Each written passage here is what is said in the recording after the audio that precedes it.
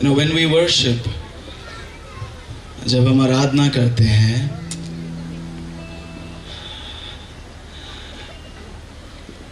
Aradhana, see, our worship is to give pleasure to God. हमारी आराधना परमेश्वर को आनंद देने के लिए है। हमारी आराधना हमें आनंद देने के लिए नहीं है। आमीन। हाँ, हम जानते हैं जब हम स्तुति करते हैं हमें बहुत खुशी महसूस होती है, लेकिन आपको खुशी महसूस हो ना हो, परमेश्वर को आनंद होना जरूरी है।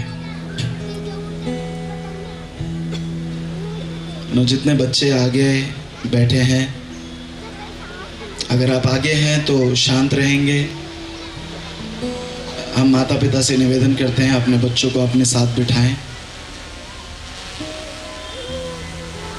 Listen, don't get distracted. Jesus is here. यीशु यहाँ पर है। Amen. वो उड़ता रहेगा, उसको छोड़ दो तुम।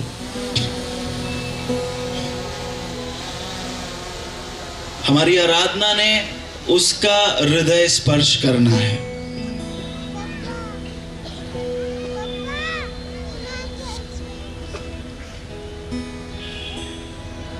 क्योंकि बाइबल कहती है हम हैं उसके आनंद के लिए। आमीन। We are made for His pleasure. उसके आनंद के लिए उसने हमें बनाया है। You know, you and I can entertain God. Like how जब जैसे छोटे बच्चे होते हैं ना, वो आके मम्मी के लिए पापा के लिए सामने उनके डांस करते हैं। उनका स्टेप बराबर नहीं रहेगा, उनको एक ही स्टेप आएगा, मगर वो जब आके करते हैं तो भले ही वो प्रोफेशनल नहीं रहेगा, लेकिन माता पिता का हृदय खुश हो जाता है। हालेलुया। आपको गाना आए नहीं आए, आप सुर में गाओ नहीं गाओ, लेकिन जब आप सिर्फ उसके लिए गाते हैं, जब आप अपनी सारी आराधना केवल उसको देना चाहते हैं, किसी को इम्प्रेस करने के लिए नहीं, इसके लिए नहीं कि कोई सुने और कहे कि अरे आप तो बहुत अच्छा गाते हो।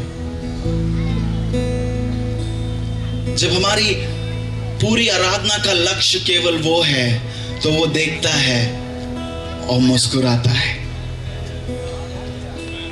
आमीन। You know, मेरी एक आशा है कि स्वर्ग में जाने के बाद तो हम देखेंगे, लेकिन पृथ्वी पर मैं एक बार देख सकूं कि मेरा पिता मेरी आराधना को देखकर मुस्कुरा रहा है।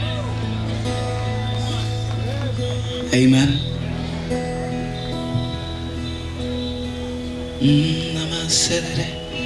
तो अगले 2 मिनट केवल उसकी ओर आंखें लगाएंगे। भूल जाओ कि कौन है क्या नहीं हो रहा है। आज अगर हम और कुछ नहीं करें तो चलेगा, लेकिन हमें उसको सारा आदर, उसको सारी महिमा, सारा मान सम्मान देना है। Jesus, oh, we lift our voices to you.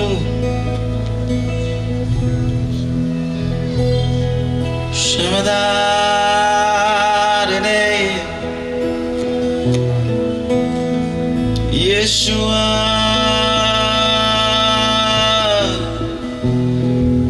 तेरी जय।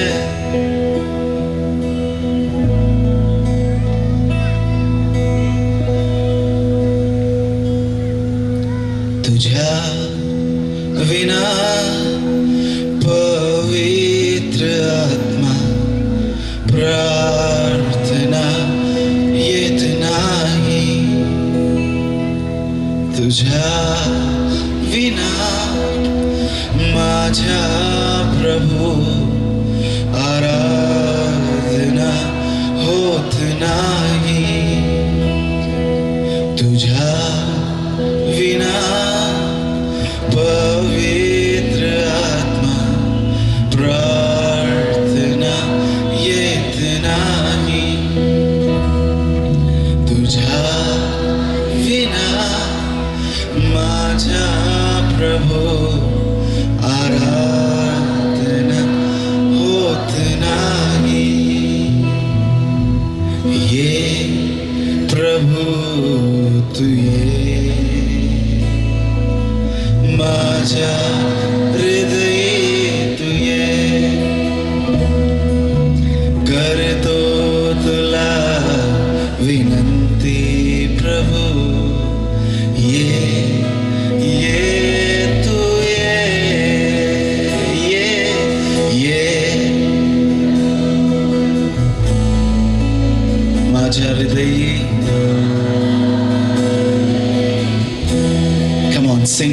बस करतो तुला विनंती प्रभु, ये तुझ्या विना पवित्र आत्मा प्रार्थना येत नाही, तुझ्या विना माझा प्रभु आराधना होते. Come on, lift your hands and call him. ये प्रभु तू ये, उसका स्वागत करो. माझा हृदय तू ये करतो तुला विनंती प्रभु, ये तू ये प्रभु तू ये. Come on, पुकारो से. माझा हृदय तेरी जरूरत है, करते तुला विनंती प्रभु, ये तू ये प्रभु तू ये. आ प्रभु मेरे हृदय में आ, माझा हृदय तू ये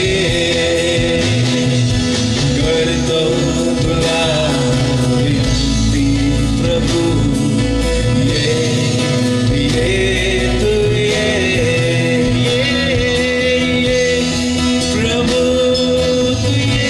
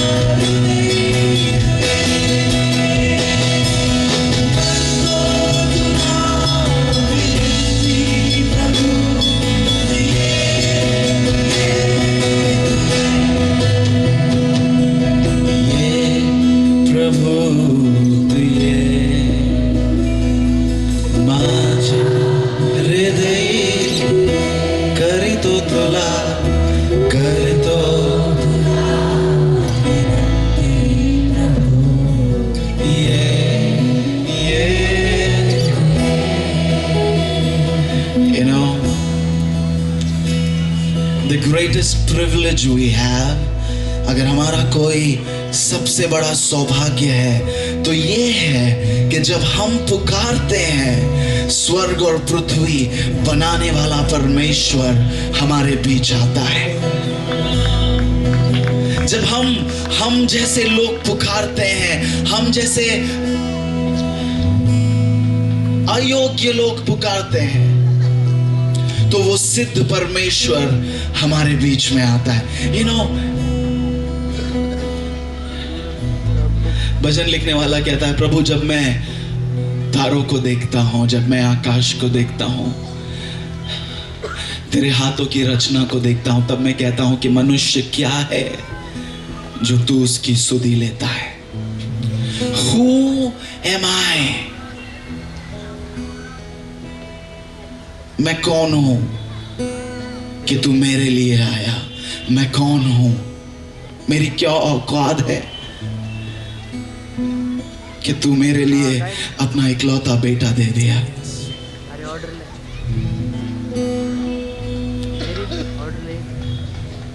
क्योंकि तू आया है, क्योंकि तूने इस रिश्ते की शुरुआत की है. मैं अपने आप को इस रिश्ते के अधीन करता हूं.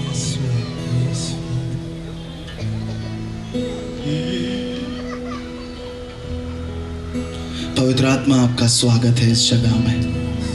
You are welcome holy spirit. पवित्र आत्मा, आज हमें सिखाएं कि यीशु की आराधना कैसे की जाती है. हमें सिखाएं कि उस पिता से हम कैसे बेहतर प्यार करें. हमें सिखाएं कि किस तरह हम आपके वचन के विद्यार्थी बने. प्रभु, किस तरह हम हमारे पिता के हृदय को प्रसन्न करें। Holy Spirit, you are Lord over this ground. पवित्र आत्मा, आप इस जगह प्रभु हैं। इस जगह में, इस लॉन में, यहाँ पर आए हुए हर एक व्यक्ति के ऊपर, और मेरी आवाज जहां तक पहुंचती है हर उस व्यक्ति के ऊपर, पवित्र आत्मा, हम आपके प्रभुता की घोषणा करते हैं आज की शाम। और हम कहते हैं प्रभु आ, और तेरी जैसी मर्जी है वैसे तू यहाँ पूरी कर। तेरी जैसी इच्छा है तू हमारे बीच में कार्य कर प्रभु। तेरी मर्जी हमारे जीवनों में पूरी हो। जीसस, ये प्रभु तू ये माझा हृदय तू ये करतो तुला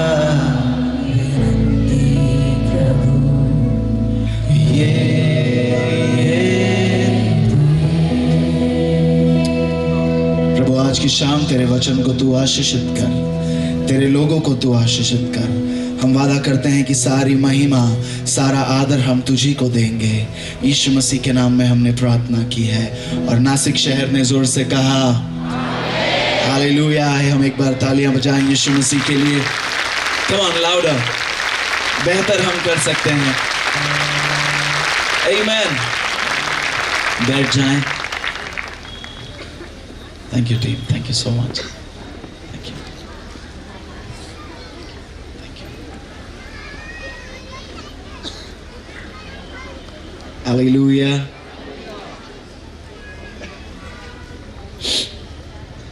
You know,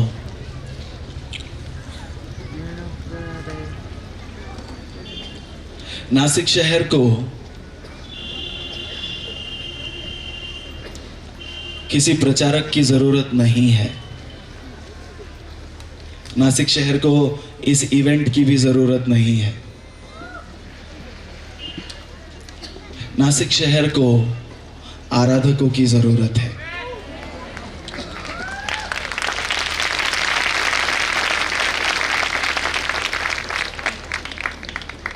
You know, there is so much we can do if only we can worship Jesus with all our hearts. अगर हम अपने हृदय से केवल उसकी आराधना पूरी ईमानदारी से करें तो हम बहुत कुछ हासिल कर सकते हैं। आमीन। मैं नहीं कहता, परमेश्वर का वचन कहता है। अगर मेरे अंदर भूख है, अगर मेरे अंदर प्यास है, तो वो मुझे खाना खिलाने के लिए तैयार है। अगर मेरे अंदर उसके वचन की भूख है तो वो मुझे वचन से खिलाएगा। अगर मेरे अंदर उसके उपस्थिति की भूख है तो वो मुझे उसके वचन से, उसकी उपस्थिति से तृप्त करेगा। आमीन। अगर नासिक शहर को बेदारी चाहिए तो उसके लिए उसको प्रचारकों की जरूरत नहीं है। नासिक शहर को परमेश्वर के आत्मा की जरूरत है। आमीन।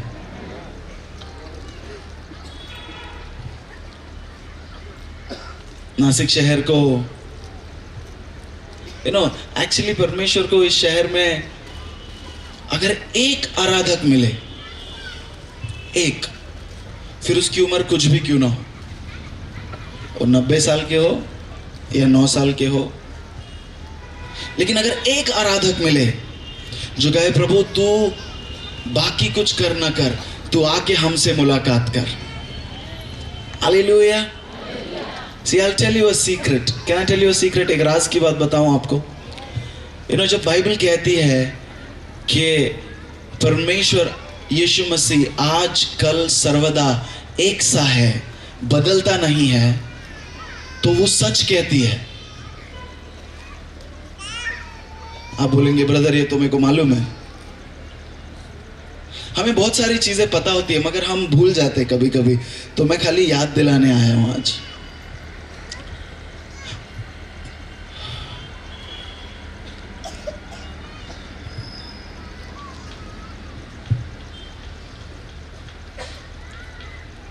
इजराइल के लोगों ने एक दिन मूसा को पर्वत के ऊपर जाते हुए देखा। सबको मूसा मालूम है?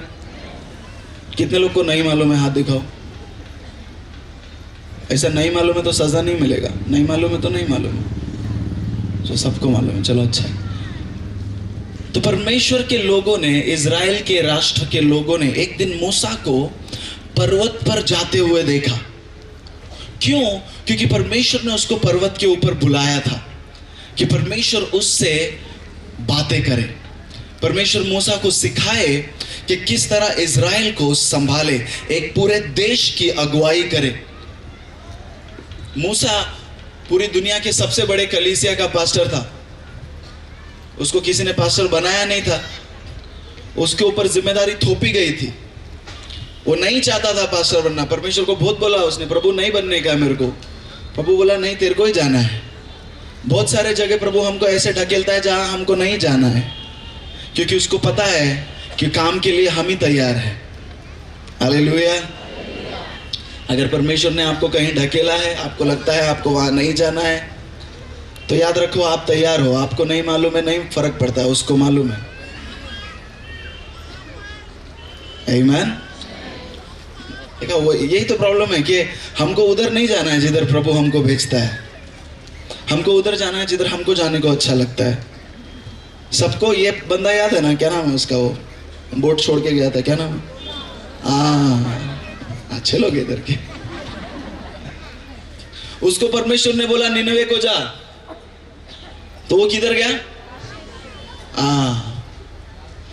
वो निनवे मालूम है आज के दिन में भी है, खाली उसका नाम चेंज हो गया। निनवे मतलब आज की तारीख में, आज के काल में, आज के अगर भूगोल में हम देखें, निनवे मतलब इराक, बगदाद। किसी को बगदाद नहीं जाने का। क्या पासर बगदाद, उधर दिन दहाड़े बम फटते रहते, उधर कौन जाएगा? प्रभु किधर और भेजो। किधर जाने का? मैं तारसेस जाएगा। तारसेस मतलब आज की तारीख में क्या मालूम? तारसेस मतलब पेरिस, फ्रांस। सबको फ्रांस जाने का, सबको आईफल टावर देखने गए। कई बार परमेश्वर हमको ऐसी ऐसी जगह में ढकेलता है जहां हमको जाने को अच्छा नहीं लगता, मगर वहां पर जहां हम कंफर्टेबल नहीं है ना, वहां पे परमेश्वर हमको उस जगह के लिए तैयार करता है।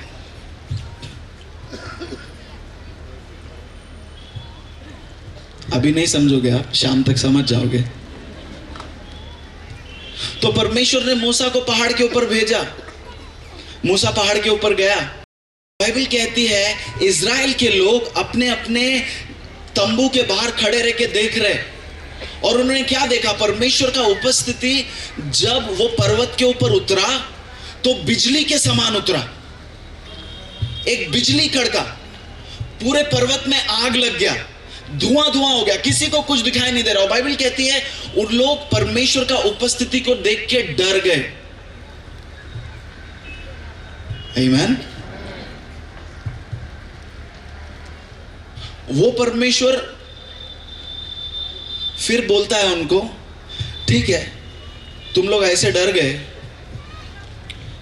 तो ऐसा करता हूं मैंने मूसा को बोला है एक तंबू बनाने के लिए। तुमको पहाड़ पर बिजली कड़कती है देख के डर लगता है, तुमको पहाड़ के ऊपर आग लगता है देख के डर लगता है, तुमको धुआं उठता है देख के डर लगता है, तो मैं अपने आप को एक तंबू के अंदर बंद कर लेता हूं। मैं अपने आप को वाचा के संदूक के ऊपर आ जाता हूं, जिसको मुझे मिलना है। अगर हम निर्गमन का किताब पढ़े 33वां अध्याय, तो ऐसा लिखा है कि जिस किसी को परमेश्वर की आराधना करनी थी, जिस किसी को परमेश्वर के मुख को खोजना था, वो वाचे के तंबू में जाता था और वहां परमेश्वर की आराधना करता था। हालेलुया। सबने पढ़ा है?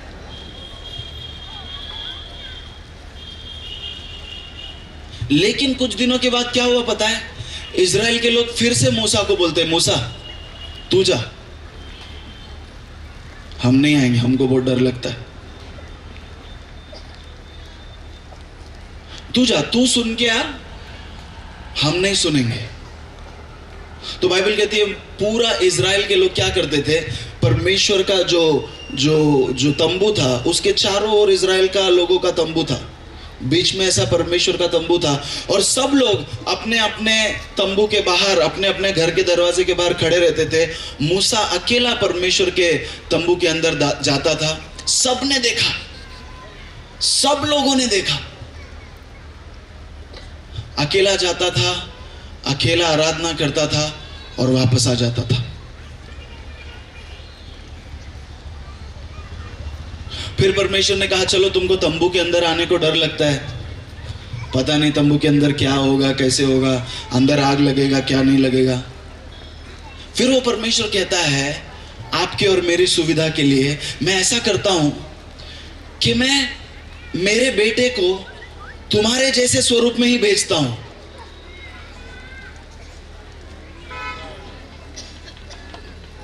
तो तुमको डर नहीं लगेगा, क्योंकि वो तुम जैसा ही दिखेगा, तुम जैसे ही 2 आंखें होंगी, तुम जैसा ही 2 हाथ होगा। मगर जब उसका बेटा आया, हमने बोला परमेश्वर ऐसा थोड़ी होता है, वो आया तो बिजली कड़कना चाहिए, वो आया तो आग लगा। परमेश्वर भी कंफ्यूज, बोले क्या चाहते, क्या हो तुम लोग।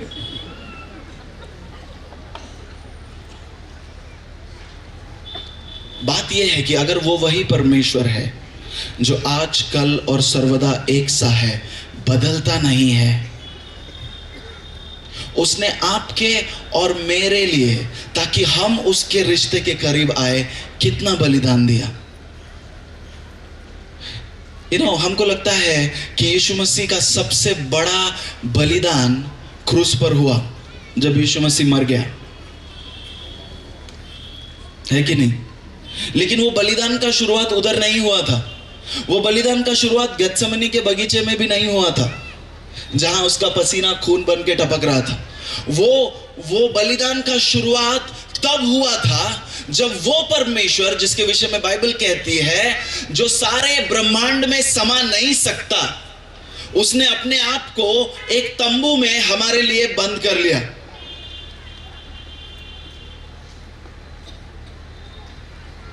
उसके बाद वो परमेश्वर जो सारी सृष्टि को बनाता है, वो अपने आप को एक मनुष्य के शरीर में बंद करके हमारे बीच में आता है। वो परमेश्वर जो आदि है और अंत है, अब उसको एक गांव से दूसरे गांव जाने में 4 दिन लग जाते हैं, उधर एक लाजर मर जाता है। वो परमेश्वर जो चुटकी बजाकर सिर्फ अपने शब्दों से पूरे संसार को रच सकता है, अब ये शरीर की सीमाओं में बंध गया है। और ये सारा बलिदान उसने इसके लिए किया ताकि आप और मैं उसके करीब आ सके।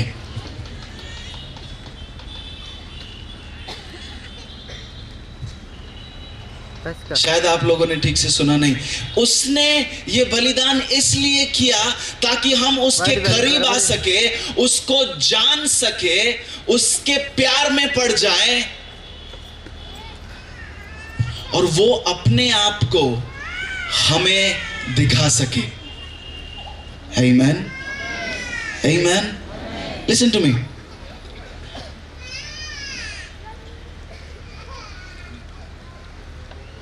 मनुष्य को समझना बहुत आसान नहीं है। मुझे समझना आसान नहीं है। आपके पड़ोस में जो बैठा है उसको देखो जरा, मुस्कुराओ उसको देख के। जो बंदा आज आपको देख के मुस्कुरा रहा है ना, कल आपसे गुस्सा होएगा, आपसे झगड़ा भी करेगा। क्यों पता है? आपके बाजू में जो बैठा है ना, वो बदल सकता है, लेकिन आपका परमेश्वर नहीं बदलता।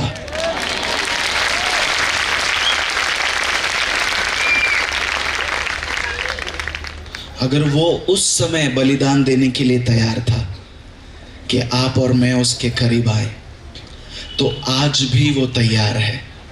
हालेलुया। वो सिर्फ चाहता है कि कोई उसके करीब आए। वो चाहता है कि नासिक का, कलीसिया का हर एक व्यक्ति, हर एक बड़ा, बूढ़ा, बच्चा, जवान, शादीशुदा है, नहीं शादीशुदा है, हम उसके करीब आए। क्योंकि जब हम उसके करीब आते हैं ना, तो एक अदला बदली होता है। क्या होता है? एक स्त्री थी जिसके बारे में हम बाइबल में पढ़ते हैं, आप सब लोग ने उसके बारे में सुना होगा, पढ़ा होगा। उसको 12 साल से एक बीमारी थी, उसको लहू बहने का रोग था, सबने पढ़ा है। और बाइबल कहती है एक दिन उसने देखा कि यीशु मसीह उसके नगर में आए। बाइबल कहती है वो 12 साल से कई डॉक्टरों के पास गई थी और उसकी हालत खराब से और खराब हो गई थी, वो कंगाल हो गई थी, उसने सारा पैसा लुटा दिया था मगर वो ठीक नहीं हो रही थी। एक दिन उसने देखा कि यीशु मसीह उसके नगर में आए हैं। बहुत बड़ी भीड़ याद है, पहले दिन बोला था मैंने, ऐसा ही बहुत बड़ा भीड़ यीशु के साथ जा रहा था। अगर हम लय व्यवस्था की किताब को पढ़ेंगे तो ऐसी स्त्री जिसको इस प्रकार का रोग होता है उसके विषय में लिखा है। अगर आप घर जाके पढ़ना चाहें तो लय व्यवस्था का 15 अध्याय 25वें वचन से अगर आप आगे पढ़ेंगे तो लिखा है कि ऐसी स्त्री के विषय में कि उसे अशुद्ध माना जाता है। अगर वो किसी को छू ले और कोई उसे छुए तो वो व्यक्ति भी अशुद्ध माना जाता है। अगर कोई व्यक्ति उस औरत के बिस्तर को छू ले तो वो व्यक्ति अशुद्ध हो जाता है। उस व्यक्ति को जाकर अपने कपड़े धोकर फिर से नहाना पड़ता है और अपने आप को शुद्ध करना पड़ता है। ऐसी स्त्री ने देखा कि यीशु उसके नगर में आए हैं। क्यों? क्योंकि उसको एक रोग था। सुनो, वो आज धन्यवाद हो कि परमेश्वर हमारे रोगों को देखकर हमें अशुद्ध नहीं कहता। आज धन्यवाद हो कि परमेश्वर हमारी कमजोरियों को देखकर हमें अशुद्ध नहीं कहता। आज धन्यवाद हो कि परमेश्वर हमारे पाप को देखकर हमको अशुद्ध कहता नहीं है, हमको दूर भगाता नहीं है। लेकिन प्रॉब्लम क्या होता है पता है? क्योंकि हमको मालूम है कि हमारे अंदर एक कमजोरी है, हम अपने आप परमेश्वर से दूर हो जाते हैं। क्योंकि हमारे अंदर यह बात आती है कि मैं क्या मुंह लेके परमेश्वर के पास जाऊं। सच बोल रहा हूं। एक बात बताऊं आपको, जब हम पाप करते हैं ना, हमारा परमेश्वर की ओर देखने का नजरिया बदल जाता है। परमेश्वर का हमारी ओर देखने का नजरिया नहीं बदलता।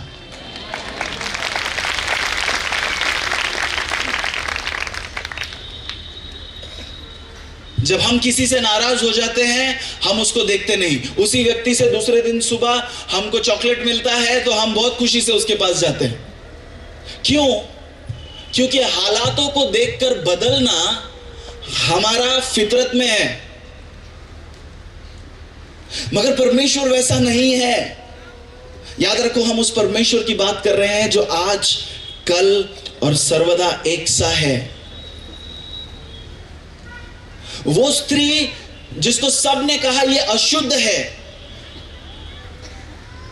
वो स्त्री जिसके बीमारी के वजह से वो कंगाल हो गई है, अब उसके अंदर ताकत नहीं बची है, उसने देखा दूर से कि यीशु उसके नगर में आए हैं तो उसने क्या सोचा पता है?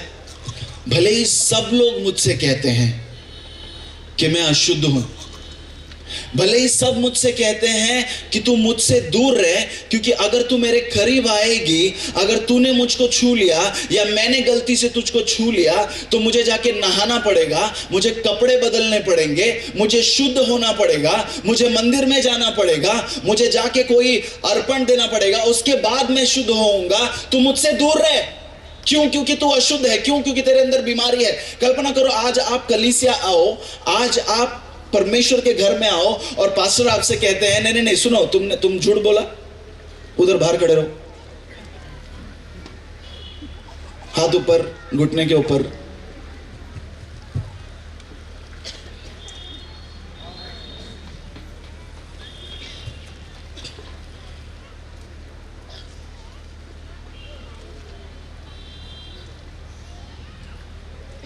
उसने देखा कि यीशु आए हैं। वो कहती है, अपने मन में ये सोचती है कि मुझे फर्क नहीं पड़ता कि लोग मेरे बारे में क्या सोचते हैं।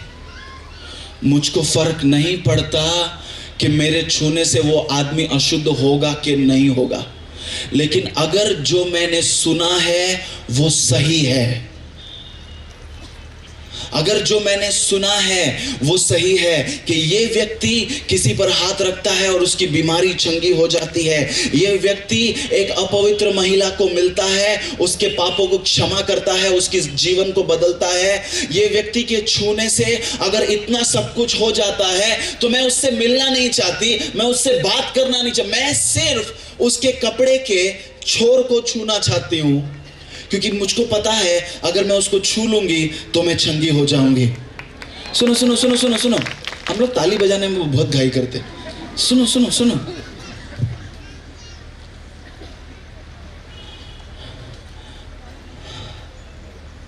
मुझे नहीं मालूम आज आप कौन सा रोग, कौन सा अशुद्धता, कौन सा अपवित्र काम करके, कौन सा झूठ बोल के, कौन सा जलन रख के, कौन सा ईर्ष्या रख के यहां आए हो, लेकिन एक बात बताऊं, अगर मैं परमेश्वर के करीब जाने की कोशिश करूं, अगर मैं उस औरत की तरह सोचूं कि अगर मैं उसको सिर्फ छू लूंगी तो मैं शुद्ध हो जाऊंगी, अगर मैं और आप ये सोचे कि किसी तरह सारी भीड़ के बीच में, इतनी गर्दी के बीच में मुझे उसको जाके छूना है, अगर मैं उसको छू लूंगा, अगर मैं उसको उसके कपड़े को छू लूंगा तो आज भी मैं चंगा हो सकता हूं, क्योंकि वो परमेश्वर है जो आज कल और सर्वदा एक सा है, वो बदलता नहीं है। आज भी उसे छूने से लोग चंगे होते हैं, आज भी उसे छूने से जीवन बदल जाते हैं, आज भी उसे छूने से अपवित्र व्यक्ति पवित्र होता है, क्योंकि वो बदलता नहीं है। हालेलुया, अभी ताली बजाओ। आमीन। आप बोलेंगे ब्रदर ये बहुत सिंपल चीज है, हमको मालूम है, मैं क्या करूं, मेरे को सिंपल चीज ही आता है।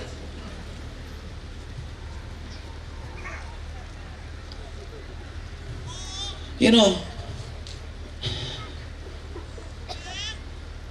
कल्पना करो कि वो किस तरह उस भीड़ के बीच में से यीशु के पास आई होगी। अगर कोई 12 साल से बीमार है तो उसके अंदर कितनी ताकत बची होगी। वो किस तरह, वो कहती है मैं उसके कपड़े के छोर को छू लूंगी। मैं ये सोच रहा हूं उसने कहा होगा कि उसके पैंट का मैं वो जो नीचे का हिस्सा है खाली उसको छू लूंगी। क्यों? क्योंकि शायद उसके मफलर तक पहुंचने का ताकत नहीं था उसके अंदर, शायद उसके हाथ तक पहुंचने का ताकत था नहीं, शायद वो जमीन पर रेंगती हुई गई होगी कि उसका हाथ खाली वहीं तक पहुंचता है। मुझे नहीं फर्क पड़ता कि आप कितने दूर तक परमेश्वर के पीछे चल सकते हो। अब मुझे नहीं पड़ता फर्क कि आप क्या सोचते हो कि मैं शायद बाहर से ही उसकी आराधना करूंगा या मैं सिर्फ इतना ही अंदर से उसकी आराधना करूंगा, मैं उसके नजदीक और जाने का मेरे अंदर योग्यता नहीं। मगर जितनी दूर से आप उसकी आराधना कर सकते हो आप करो, लेकिन कोशिश ये होनी चाहिए कि हम थोड़ा और अंदर आए, हम थोड़ा और अंदर आए। हालेलुया, हम थोड़ा और अंदर, क्योंकि हमारी अशुद्धता लोगों ने हमारे ऊपर डाली है, परमेश्वर ने हमारे ऊपर नहीं डाली। उसको परमेश्वर ने देख के नहीं बोला कि तू अशुद्ध है। बाइबल कहती है वो आई, उसने यीशु मसीह के कपड़े को छुआ, और जैसे ही उसने यीशु मसीह के कपड़े को छुआ यीशु मसीह रुक गए। बोलो यीशु मसीह रुक गए, बोलो यीशु मसीह रुक गए। Now this is a big thing, ये बहुत बड़ा चीज है। 2 मिनट के लिए सोचो, आप जिस व्यक्ति को जानते हो, रोज अपने बिल्डिंग में से घर से बाहर निकलते हुए रोज वो बंदा आपको मिलता है, good morning sir, good morning बोल के निकल जाता है, रुकता भी नहीं है बाकी आपका गुड मॉर्निंग सुनने के लिए। कभी कभी ऐसे हाथ मिलाते और निकल जाते। किसी के पास टाइम नहीं है। सच बोल रहा हूं नहीं बोल रहा हूं, सही बोल रहा हूं नहीं बोल रहा हूं। यू नो, हम कितने कैजुअल तरीके से पूछते हैं, हाँ ब्रदर कैसे हो, वो भी बेचारा बोल देता हाँ ठीक है। क्यों मालूम है वो ठीक है? वो कोई किसी को कोई मिला है आपको, आपने रास्ते में किसी को कैजुअली पूछ लिया कि भाई कैसे हो, उसने बोला अरे ब्रदर क्या बताऊं मैं, क्या प्रॉब्लम है, ऐसा हो गया, कोई बोलता है क्या? हाँ, क्यों मालूम? क्योंकि उसको मालूम है आप सुनने में इंटरेस्टेड नहीं हो। हमने ये बना लिया है कि कोई पहचान वाला मिल गया तो पूछ लेने का, भाई कैसे हो। नहीं पूछेगा तो उसको बुरा लगेगा। लेकिन जब मैं परमेश्वर के पास जाता हूं, वो कैजुअली मुझसे बात नहीं करता, वो इंटेंशनली मुझसे बात कर रहा है। ऐसी हवा में बात नहीं करता, वो मुझसे बात करना चाहता है, इसलिए वो मुझसे बात करता है। हालेलुया। बाइबल कहती है यीशु मसीह रुक गए, यीशु मसीह ठहरे और उसने मुड़ के चेलों से पूछा किसने मुझको छुआ? बोलो किसने मुझको छुआ? जोर से, किसने मुझको छुआ? अगर आप ये पूछो तो समझ में आता है, क्योंकि आपको नहीं मालूम। लेकिन अगर परमेश्वर का बेटा ये पूछता है, जिसको सारी बातें पता है, तो सवाल बनता है प्रभु क्यों पूछ रहे हो, आपको मालूम नहीं क्या? आमीन। गर्दी में अगर किसी ने आपको धक्का मारा तो आप घूम के बोलते हो कौन धक्का मारा, है कि नहीं? लेकिन अगर परमेश्वर का बेटा पूछे किसने मुझको छुआ, प्रभु आपको मालूम है, आपको मालूम है ना। अच्छा, ये पूछने से पहले बाइबल कहती है जैसे ही उसने छुआ, उस स्त्री को महसूस हुआ कि उसका शरीर चंगा हो गया था। आमीन।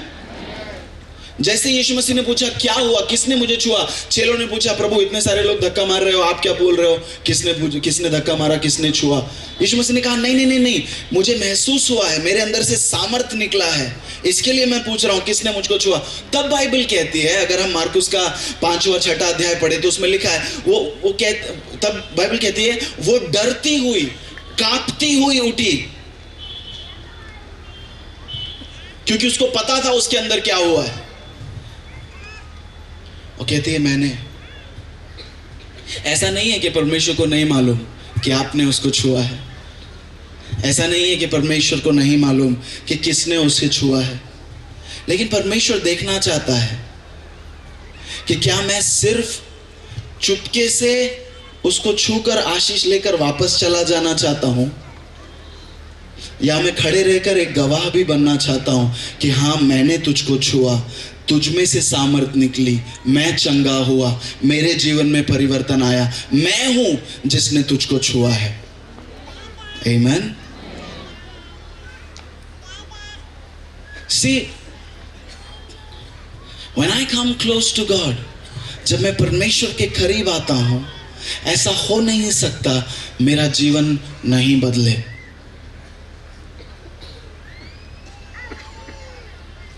आज यहां पर यीशु मसीह नहीं है, आपको नजर नहीं आ रहे, मतलब कि आप जाकर उसके कपड़े का छोर छुएं,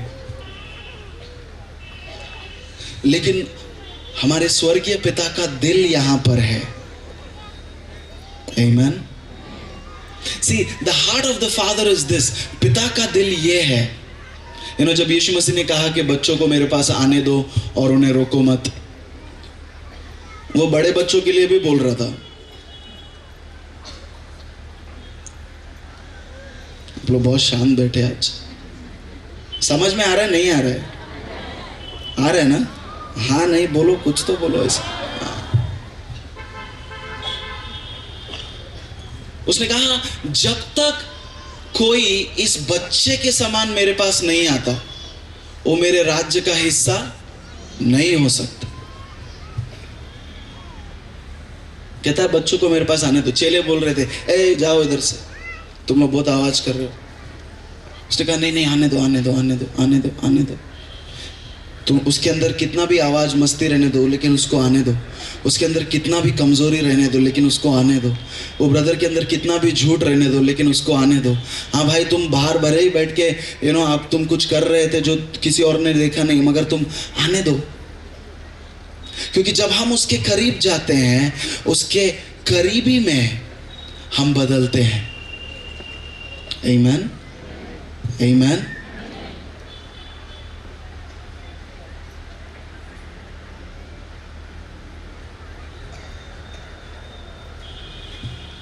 The heart of the Father is this. उसके पिता का, हमारे जो स्वर्गीय पिता का हृदय ये है कि हम हमारे कमियों के बावजूद उसके करीब आए। हालेलुया। देखो, मैं आज आपको आशीष मिलेगा नहीं बोलने आया हूँ, आज आपको घर मिलेगा बोलने के लिए नहीं आया हूँ। मैं आज आपको ये बोलने के लिए आया हूं कि आप पिता का दिल अपने साथ अपने घर ले जा सकते हैं। आमीन। आज आप अपने स्वर्गीय पिता के हृदय को जानकर यहां से जा सकते हैं। सबने बोला आप उसके करीब जा नहीं सकते क्योंकि आप अशुद्ध है। सब लोगों ने उस स्त्री को बोला तू समाज में लेने के लायक नहीं है क्योंकि तू शुद्ध नहीं है। जब उसने यीशु मसीह को छुआ तो यीशु मसीह अशुद्ध नहीं हुए, वो स्त्री शुद्ध हो गई। हालेलुया। बाइबल कहती है अगर किसी लय व्यवस्था में अगर पढ़े तो ऐसे स्त्री को कोई छुएगा वो अशुद्ध हो जाएगा, वो जिसको छुएगा वो भी अशुद्ध हो जाएगा। ये स्त्री को चंगाई देने के बाद यीशु मसीह याईर के घर पे गए थे। वहां पे तो उसकी बेटी मर गई थी और यीशु मसीह ने जाके वो लड़की का हाथ अपने हाथ में लिया था और कहा था बेटी उठ। याद है सबको? अगर वो अशुद्ध नहीं हुआ था, अगर वो अशुद्ध होता तो याईर की बेटी जिंदा नहीं होती। आमीन। किसी पापी के परमेश्वर को छूने से परमेश्वर अशुद्ध नहीं होता क्योंकि वो पवित्रता का सागर है। हालेलुया। आमीन। जब हम उसके करीब जाते हैं हम पवित्र होते हैं। जब हम उसके करीब जाते हैं हमारे पाप धुलते हैं। जब हम उसके करीब जाते हैं हमारी कमियां हमारे ताकत में बदल जाती हैं। आमीन, आमीन। मुझको समझ में आ रहा है क्यों आप शांत बैठे हैं, क्योंकि ब्रदर क्या कमियों की बात कर रहे हो। लेकिन जब मैनेजमेंट में एक टर्म है, अगर आप किसी ने MBA पढ़ा है तो या मैनेजमेंट जब हम सीखते हैं तो बोलते हैं first step towards problem solving is realising that there is a problem.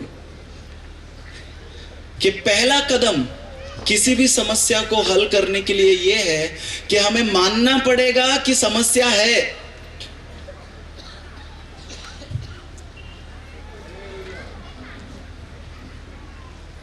अगर मैं चाहता हूं कि मेरा आत्मिक जीवन, मेरे आराधना का जीवन, मेरे वचन का जीवन एक स्तर से दूसरे स्तर पर जाए, या मैं कोशिश कर रहा हूं मगर फिर भी नहीं हो रहा, तो कुछ तो प्रॉब्लम है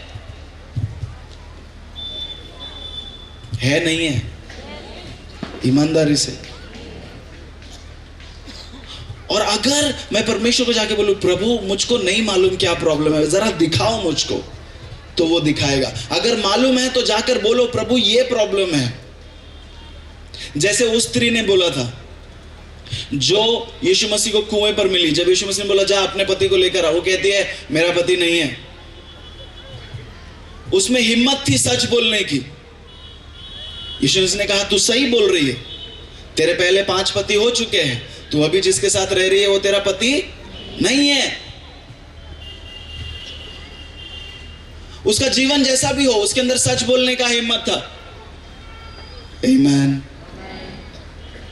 प्रॉब्लम क्या होता है पता है? कि हम कलीसिया में आते हैं और हम ऐसा व्यवहार करते हैं कि हमसे पवित्र पूरे दुनिया में कोई नहीं है।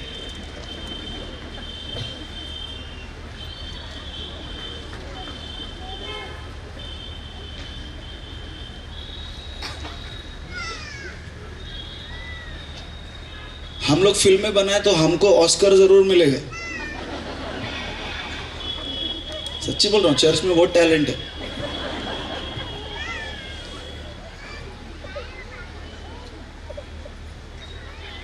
अगर मैं सच बोलने के लिए तैयार रहूं कि हां प्रभु मेरे अंदर कमी है, हां परमेश्वर मेरे अंदर पाप है। आजकल पाप को हम लोग कमियां कमजोरियां बोलते हैं। पाप को हमें पाप बोलना है। आमीन। पाप पाप होता है, उसको कितना भी अच्छा कपड़ा पहनाएगा तो वो पवित्र नहीं हो जाएगा। आमीन। आज अगर आपके जीवन में पाप है तो उस पाप से आजादी पाने के लिए और कोई रास्ता नहीं है, केवल ये कि आप उसके करीब आए जिसने पाप को हराया है। हमको लगता है कि ये वचन तो ब्रदर जो लोग प्रभु को नहीं जानते उनके लिए, नहीं नहीं नहीं बाबा, ये लोग जो प्रभु को जानते उनके लिए ज्यादा है। क्योंकि जो प्रभु को जानते हैं उनको तो ये भी मालूम है प्रभु जो बहुत प्यार करने वाला है, प्रभु दया करने वाला है, प्रभु को गुस्सा नहीं आता है। ऐसा किसने बोला प्रभु को गुस्सा नहीं आता है? मेरा बाइबल कहता है कि वो देरी से गुस्सा करता है, वो विलंब से क्रोध करता है। He doesn't lose it that easy, but when he loses it,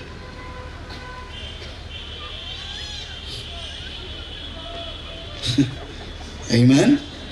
एक बार प्रभु को बहुत गुस्सा आया था, बहुत बारिश भेज दिया 40 दिन।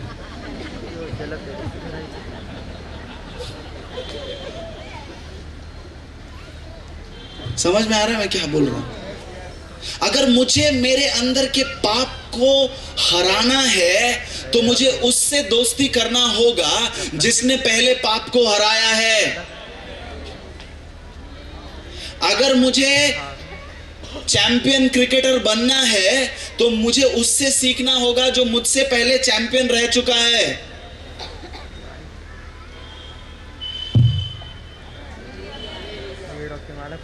बाइबल कहती है ऐसा कोई भी पाप नहीं जिसके द्वारा यीशु मसीह का परीक्षा नहीं हुआ था, लेकिन सारी परीक्षाओं में पढ़ने के बाद भी वो पवित्र पाया गया।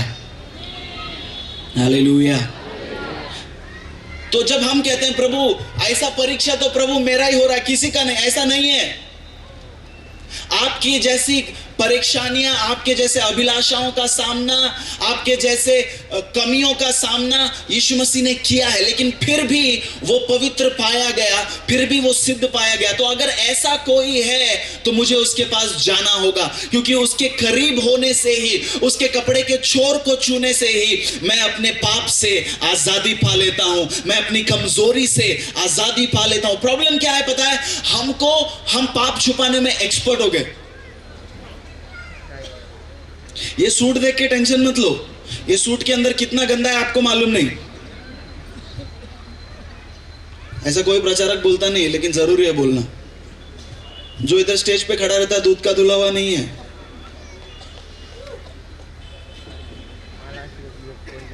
सच बोल रहा हूं।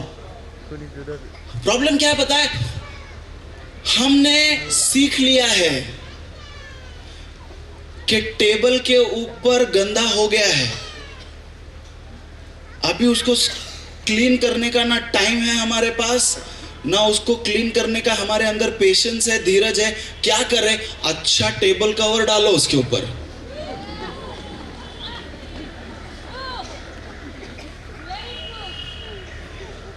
टेबल कवर डाल दिया, घर पे मेहमान आए, घर काय मस्त एकदम तुमचं, तुम छान टेबल कवर था, आहा अप्रतिम। वो टेबल कवर के नीचे कितना गंदा है,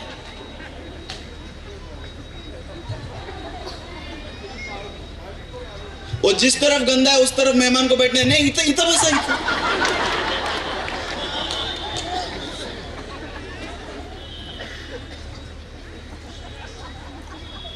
और इस तरह हम हर दिन सिर्फ टेबल कवर बदलते जाते हैं। हर दिन हम अपनी कमजोरियों को छुपाते जाते हैं। हर दिन हम अपने पाप को स्तुति आराधना के चद्दर के अंदर लपेट कर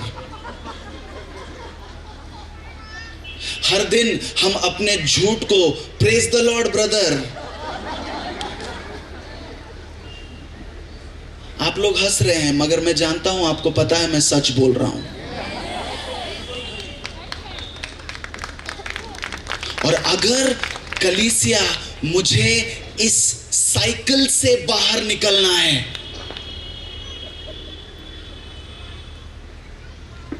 तो मुझे वंस एंड फॉर ऑल एक बार वो टेबल के ऊपर से वो टेबल कवर निकालो।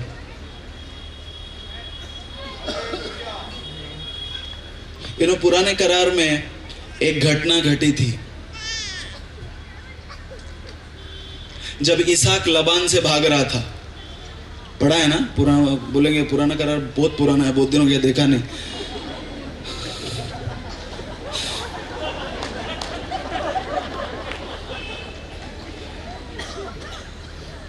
इसहाक लबान से भाग रहा था।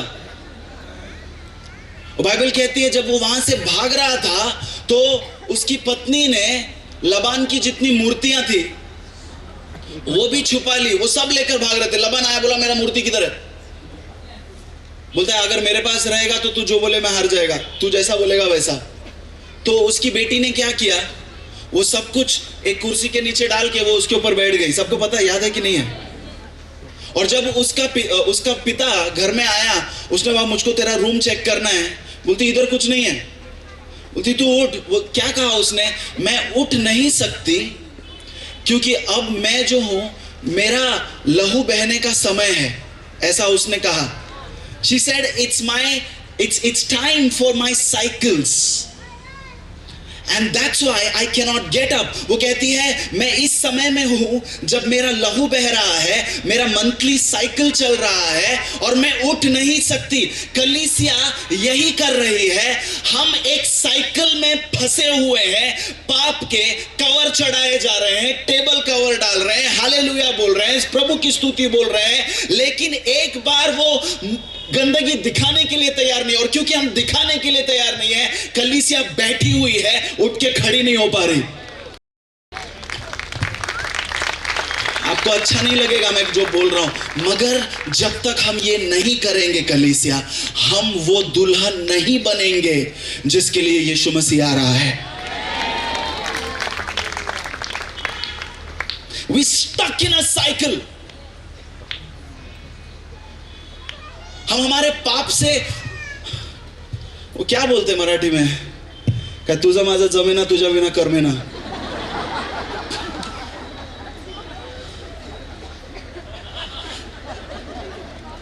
सबको मालूम है पाप नहीं करने में, लेकिन ब्रदर झूठ बोले बिना बिजनेस होता नहीं है।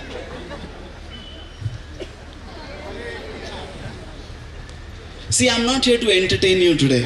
I'm here to tell you we are in a very delicate place। हम एक बहुत ही नाजुक समय से जा रहे हैं कलीसिया, क्योंकि आज हमारा पाप ने हमें कितना भी कमजोर किया हो, अगर मैं रेंगता हुआ भी यीशु के करीब जाऊं तो वो मुझको उठाकर खड़ा करने के लिए तैयार है।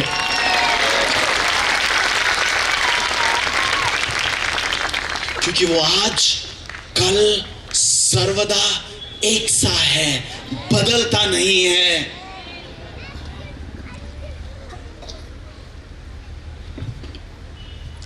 वो खड़ी हुई, कांपती हुई, डरती हुई, कहती मैंने छुआ आपको प्रभु, मैंने छुआ।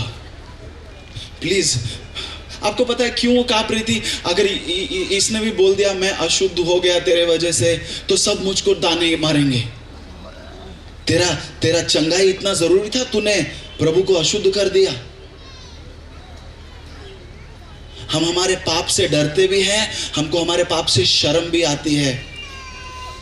किसी को कोई पाप का एंजॉय नहीं करता, कुछ को आदत हो जाती है, बात अलग है।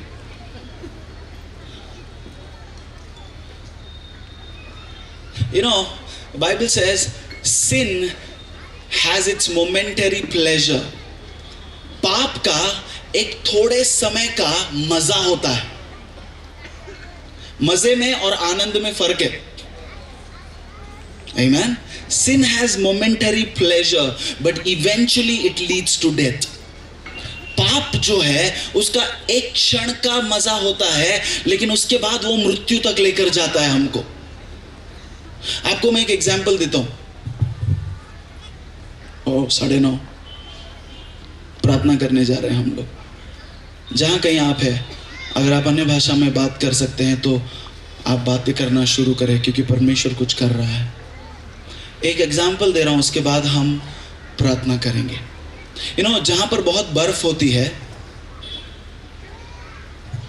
एंटार्क्टिक वगैरह उस जगह में, अगर किसी को शिकार करना है, वहां के जो लोग हैं उनको अगर शिकार करना है, अगर उनको भेड़ियों को पकड़ना है उस बर्फीले इलाके में, तो वो लोग क्या करते हैं पता है? कि एक छुरा लेते हैं, बड़ा छुरा लेते हैं, उसको है ना किसी दूसरे जानवर के खून के अंदर डुबाते हैं, और क्योंकि ठंड इतनी होती है वो खून उस चाकू के ऊपर जम जाता है, कोटिंग हो जाता है उसका। फिर उसको 4-5 बार डुबाते हैं, उसके ऊपर 4-5 कोटिंग हो जाता है खून का। समझ में आ रहा है क्या बोल रहा हूं? और जब 3-4 कोट हो जाते हैं उसके ऊपर खून के, तो वो उस जगह पर जाके उस चाकू को रख देते हैं जहां वो जानवर आता जाता है। और जब वो जानवर आता है, वो देखता है कुछ ऐसा है जिसको उसने पहले भी चखा है, और वो जाकर उसे चाटना शुरू करता है। जब वो पहली बार चाटता है, उसको खून का टेस्ट आता है। बोला, अरे यार, आज तो बिना शिकार किए खाना मिल गया। फिर वो दूसरी बार उसे चाटता है, फिर वो तीसरी बार उसे चाटता है, उसको बहुत मजा आ रहा होता है। कुछ देर के बाद वो चाकू के ऊपर का लहू का जो कवरिंग है वो निकल जाता है, लेकिन क्योंकि पहले का टेस्ट अच्छा है, वो उसको चाटता ही रहता है। उसको पता नहीं चलता कि कब वो किसी और का नहीं, अपना ही खून टेस्ट करने लगा है। लेकिन क्योंकि खून का टेस्ट इतना अच्छा है, वो रुकता नहीं, वो चाटता जाता है, चाटता जाता है, और कुछ देर के बाद अपने ही खून को चाटता हुआ मर जाता है। पाप ऐसा होता है प्यारों, कुछ देर के लिए हमें बहुत मजा आएगा, लेकिन हमें पता नहीं चलेगा हम कब मर गए। शरीर में शायद नहीं मरोगे, लेकिन we die 1,000 deaths every day because of this sickness called sin.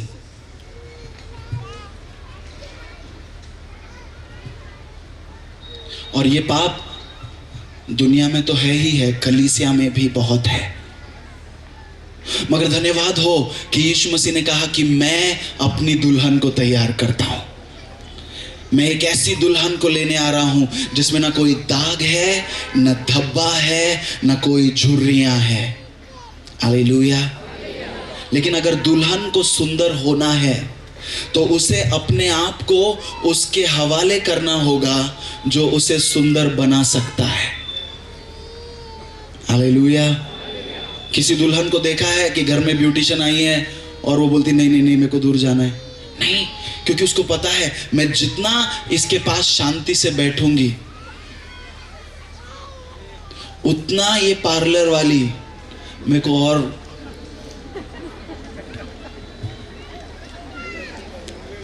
आमीन। आज परमेश्वर का आत्मा उसी ब्यूटिशियन के जैसा हमको सुंदर बनाना चाहता है। 4 जन ने आमीन बोला, थैंक यू। आज मैं आपसे पूछना चाहता हूं प्यारो, क्या हम उठ के खड़े होने चाहते हैं? आज मैं कलीसिया आपसे पूछना चाहता हूं, क्या हम यीशु मसीह के करीब आना चाहते हैं? क्या हम एक बार टेबल पे का चादर निकालना चाहते हैं? क्योंकि एक बार वो टेबल पे का चादर निकल गया ना और परमेश्वर ने उसको साफ कर दिया, तो आपको और कुछ डालने का जरूरत नहीं पड़ेगा, क्योंकि वो टेबल बहुत सुंदर है, आपका जीवन बहुत सुंदर है, परमेश्वर ने आपको बहुत सुंदर बनाया है, बड़े आराम से आपको बनाया है। ये पाप है जो हमको भद्दा बना देता है, लेकिन धन्यवाद हो कि वो एक सुंदर दुल्हन को लेने आ रहा है। हालेलुया। और उसे इस दुल्हन को सुंदर बनाने के लिए परमेश्वर का आत्मा यहां पर है। आमीन। कम कम कम कम शक्ति।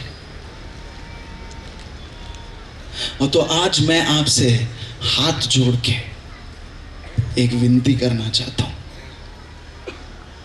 अगर आप अपने जीवन में किसी भी पाप से जूझ रहे हैं, अगर आपको पता है कि आपके जीवन में पाप है और आपको नहीं मालूम उसमें से कैसे बाहर निकले, तो मार्ग यही है कि हम उसके पास आए जिसने पाप को हराया है, और उसका नाम सिर्फ यीशु है और कोई भी नहीं।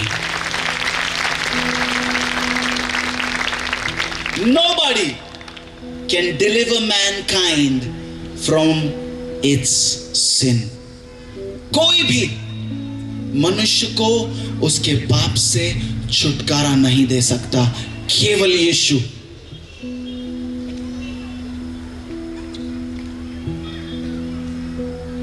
It doesn't matter how heinous, इससे फर्क नहीं पड़ता कि कितना घिनौना आपका प्यार है, आपका पाप है, उसका प्यार उस पाप से कई ज्यादा सामर्थी है, उसका क्षमा आपके पाप से कई ज्यादा सामर्थी है। अगर आज आप सुंदर होना चाहते हो, जो जिस तरह उस दिन उस स्त्री के लिए यीशु मसीह रुका, आज भी वो आपके लिए रुका हुआ है। आज भी वो आपके लिए रुका हुआ है। You know, the Father says, the Bible says, Father seeks for people who will worship in spirit and in truth. पिता ऐसे लोगों की तलाश करता है जो आत्मा में और सच्चाई में उसकी आराधना करे। Amen? और सच्चाई की शुरुआत वहां से होती है जब मैं ये कहूं, हाँ प्रभु, मुझे साफ होने की जरूरत है, मुझे पवित्र होने की जरूरत है, मैं अपने कमजोरी से उठकर खड़ा होना चाहता हूं, मैं अपने जीवन पर से ये पवित्रता का जो मैंने ढोंग का चादर डाला है उसको निकालना चाहता हूं। और अगर आज मैं सच्चाई से उसको कहूं कि मैं तेरी आराधना करना चाहता हूं, वो पवित्रता हमको देगा, पवित्रता वो हमको तोहफे में देगा। हालेलुया। अगर आप यीशु मसीह को नहीं जानते, अगर आपने यीशु मसीह को कभी अपना दिल नहीं दिया, तो मैं आपको बताऊं, यीशु मसीह से ज्यादा प्यार करने वाला हमें कोई और नहीं मिलेगा। बाइबल कहती है कि उसने हमसे इतना प्यार किया कि हमारे प्यार के खातिर उसने अपनी जान दे दी, ताकि उसके मृत्यु से हमें जीवन मिल सके।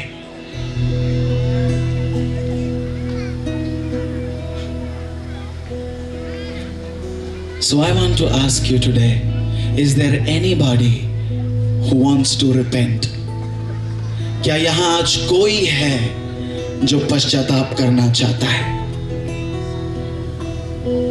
क्या यहां कोई है जो कहता है, हाँ प्रभु, मुझे मेरे पापों से क्षमा चाहिए, यीशु मसीह आपने मेरे पापों के लिए अपना खून बहाया, आपके पवित्र खून के द्वारा मैं शुद्ध हो सकता हूं। You know what repentance is? Repentance is turning around. पश्चाताप क्या है पता है? कि हम मुड़ जाएं, अपना रास्ता बदलें। आज ये मत देखो, अगर मैं हाँ बोलूंगा तो कौन मुझे देखेगा, कौन मुझको मेरा न्याय करेगा, कौन मेरे बारे में क्या सोचेगा। लोग कुछ दिन सोचेंगे, चले जाएंगे, मगर वो परमेश्वर जो अनंत काल में आपको अपने साथ रख सकता है या आप उससे दूर रह सकते हो, हमें उसकी परवाह करनी है। I will rather be close to Jesus. मैं यीशु के करीब रहना चाहता हूं, भले ही सब कहे मैं अशुद्ध हूं। जैसे मैंने पहले कहा, हमारे स्वर्गीय पिता का दिल यहां पर है। हम जहां कहीं हैं, अपनी आंखों को हम बंद करेंगे।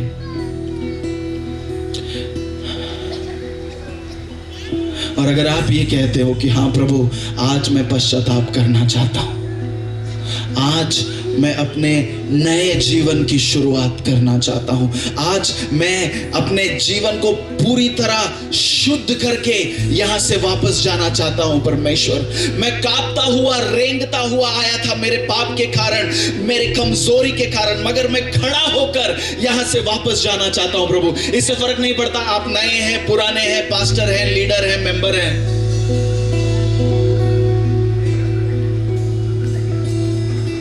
अगर हम अपने पापों का पश्चाताप करें तो आज पिता का हृदय हमें माफ करने के लिए तैयार है।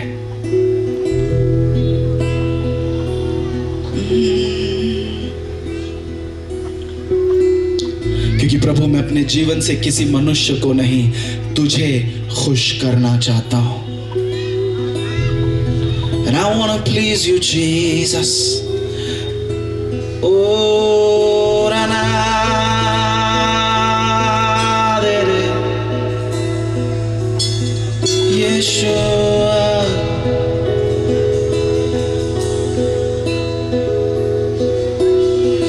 चेहरे की तेरी हंसी देती है मुझको जिंदगी। चेहरे की तेरी हंसी देती है मुझको जिंदगी। जरा तू हंस दे, जरा मुस्कुरा दे, इतना ही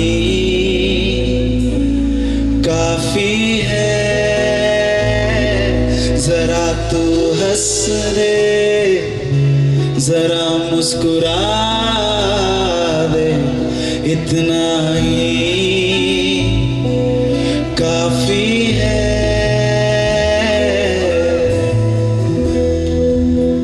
अगर आप आज ये कहते हैं प्रभु, मुझे इससे फर्क नहीं पड़ता कि लोगों की नजर में मेरा अपमान हो, मगर मैं चाहता हूं कि आज मेरे पश्चाताप को देखकर, आज मेरी सच्चाई को देखकर आपके चेहरे पर मुस्कुराहट आए। क्योंकि कलीसिया, आज हमें पवित्रता के पीछे चलना है, आज हमें सच्चाई के पीछे चलना है, आज हमें धार्मिकता के पीछे चलना है। If that is you, अगर आप हैं जो कहते हैं हाँ, मुझे मेरा ये पाप का जीवन पसंद नहीं, मुझे पवित्रता का जीवन चाहिए, तो आप जहां हैं वहां खड़े हो सकते हैं। सबके लिए नहीं बोल रहा हूं। अगर आप कहते हैं मुझे एक पवित्र जीवन जीना है, अगर आप कहते हैं मैं अपने पाप के चक्कर में फंसा हुआ नहीं रहना चाहता, I don't want to be stuck in this cycle anymore, I want to live a holy life, मैं एक पवित्र जीवन जीना चाहता हूं, मैं एक परिवर्तित जीवन जीना चाहता हूं, मैं एक ऐसा जीवन जीना चाहता हूं जिसे देखकर मेरा प्रभु खुश हो।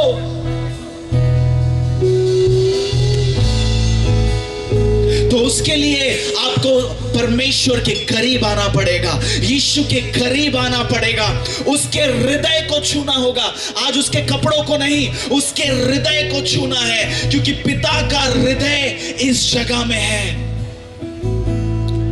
Now if there is somebody who wants to touch the heart of the Father, अगर कोई है यहाँ जो उस पिता के दिल को छूना चाहता है, जो अपने पाप के जीवन का इनकार करना चाहता है, जो अपना हृदय यीशु को देना चाहता है, पहली बार हो या दूसरी बार हो या पता नहीं कितनी बार हो, लेकिन अगर आप कहते हैं कि मैं एक बार और अपना हृदय पूरी ईमान ईमानदारी से उसे देता हूं, मैं पश्चाताप करता हूं, मैं अपने रास्ते से मुंह मोड़ता हूं। अगर आप ये कहते हैं तो आप आगे आए, वरना नहीं।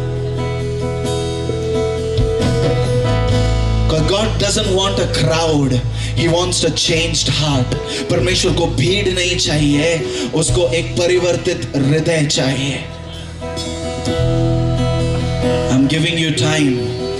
मैं आपको मौका दे रहा हूं, परमेश्वर आपको मौका दे रहा है।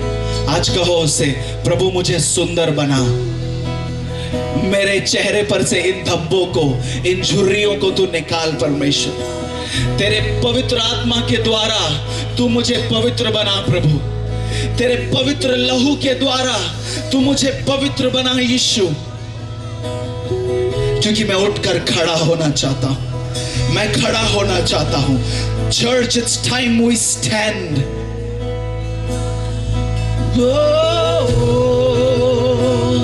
जरा तू हंस दे, जरा मुस्कुरा दे, इतना ही काफी है। जरा तू हंस दे, जरा मुस्कुरा दे, इतना ही काफी है। देखना चाहूं तुझको हरदम, ऐ पिता मेरे पिता। सुनना चाहूं तुझको हर पल, ऐ पिता मेरे पिता।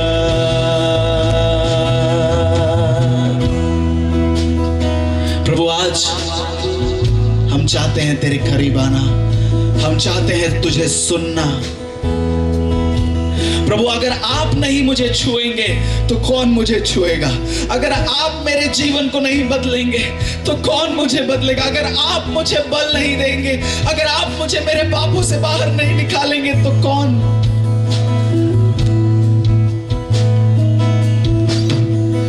तू नहीं आए तो कौन आएगा?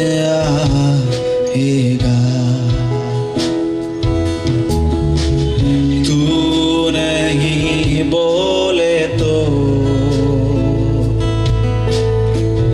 कौन मुझसे बोलेगा? तू नहीं आए तो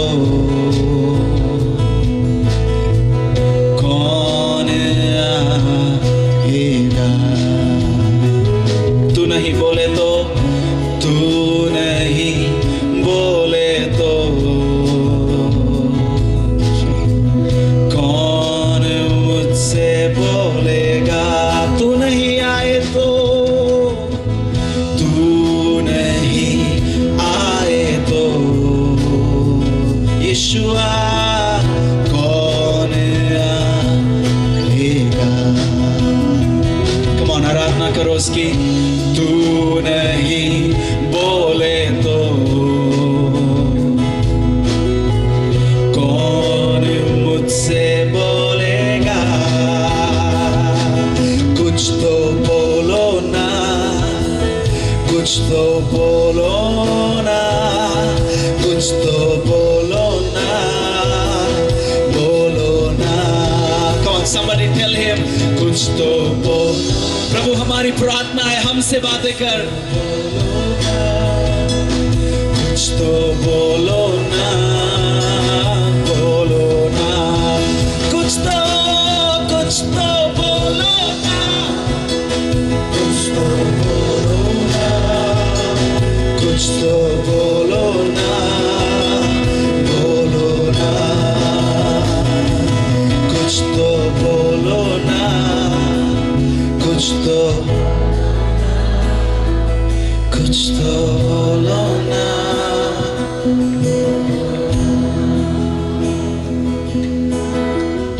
तू नहीं आए तो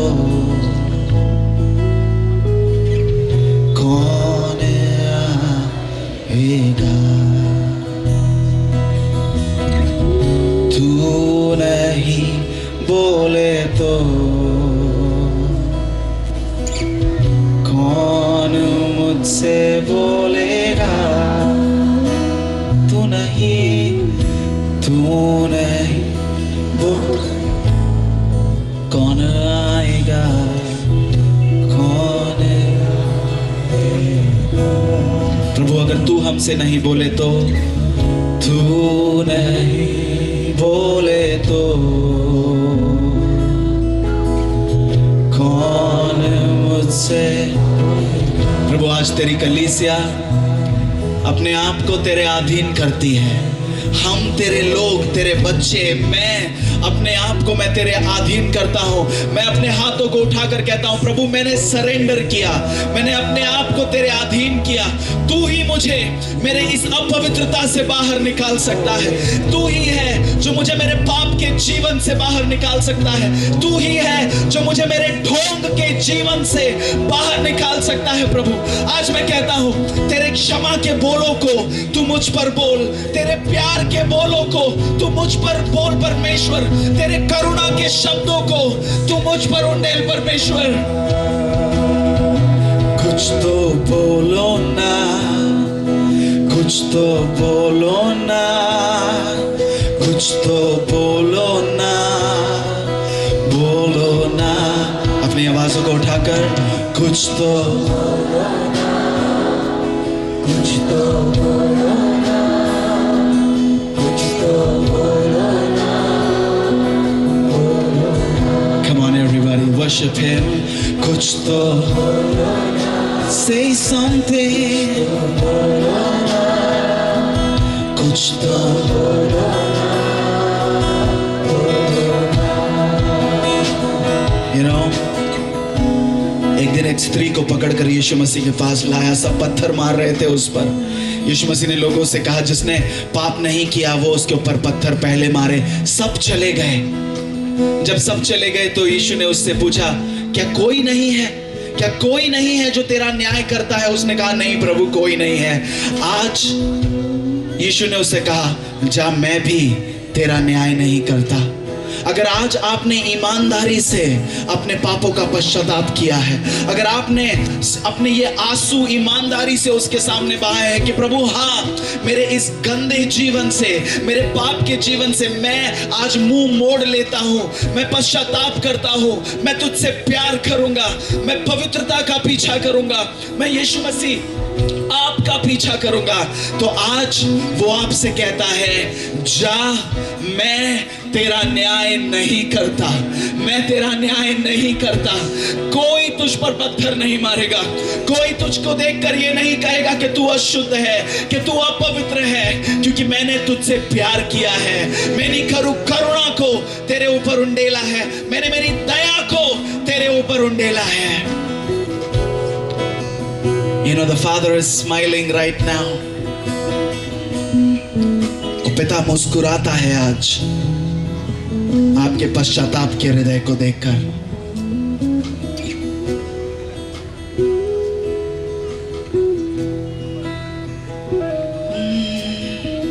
चेहरे की तेरी हंसी देती है मुझको जिंदगी। Come on, सब लोग। चेहरे की तेरी हंसी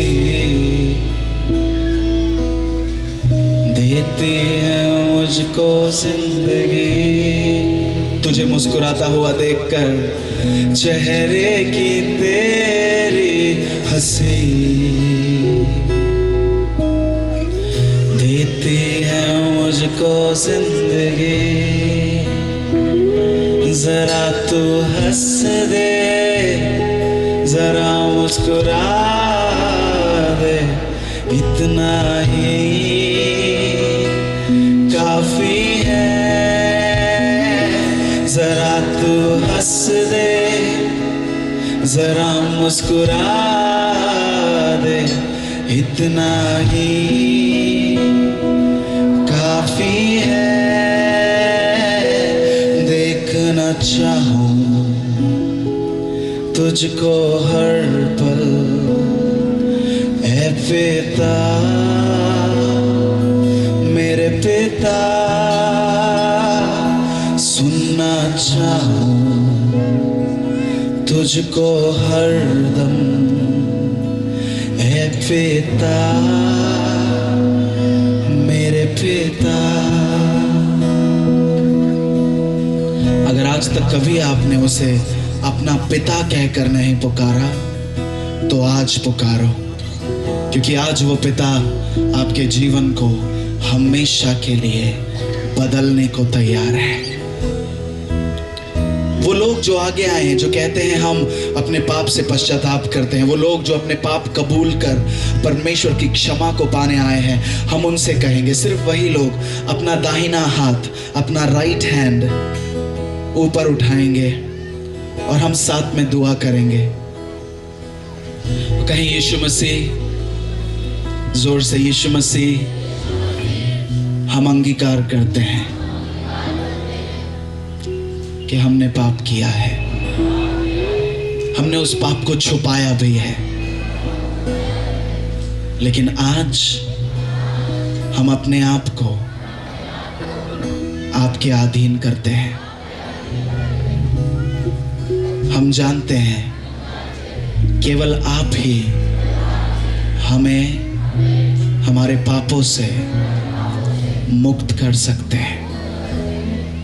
आज हम क्षमा चाहते हैं, हमें हमारे पापों के लिए क्षमा कर हमें एक नया जीवन दे। हम पवित्रता में चलना चाहते हैं, हम धार्मिकता का पीछा करेंगे। यीशु मसीह, हम आपके करीब रहेंगे, क्योंकि आप में ही मेरा जीवन है। आप ही मेरे लिए सब कुछ हो, आप ही मेरे प्रभु हो, आप ही मेरे उद्धारक हो। मैं केवल आपकी आराधना करूंगा, केवल आपकी ही आराधना करूंगा, क्योंकि आप आराधना के योग्य हैं। हम धन्यवाद करते हैं परमेश्वर। We thank you, Father.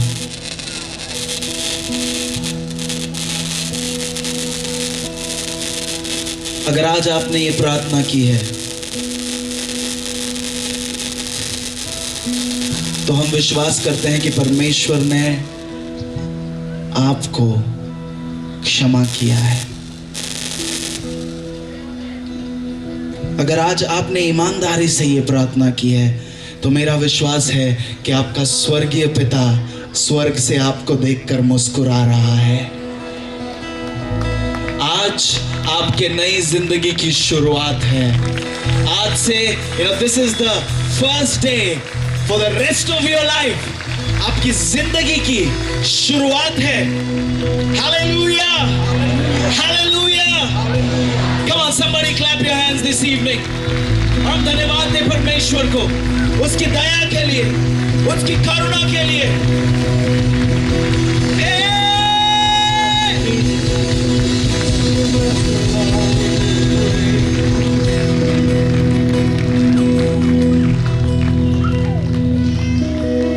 कुछ तो बोलो ना, कुछ तो बोलो, कुछ तो बोलो, कुछ तो बोलो ना। Come on, talk to him. ये हमारी प्रार्थना है प्रभु। बोलो ना, बोलो ना, कुछ तो बोलो। Come on, lift up your hands and love him right now. अपने हाथों को उठाकर उसकी आराधना करें। कुछ तो बोलो ना यीशुआ, कुछ तो बोलो ना। Say something sweet to me.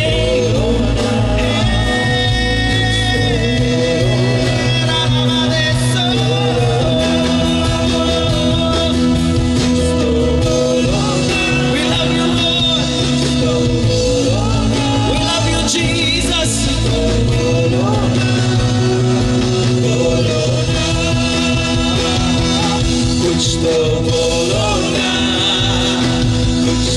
बोलो ना, कुछ तो बोलो ना, बोलो ना, कुछ तो बोलो ना, कुछ तो बोलो ना,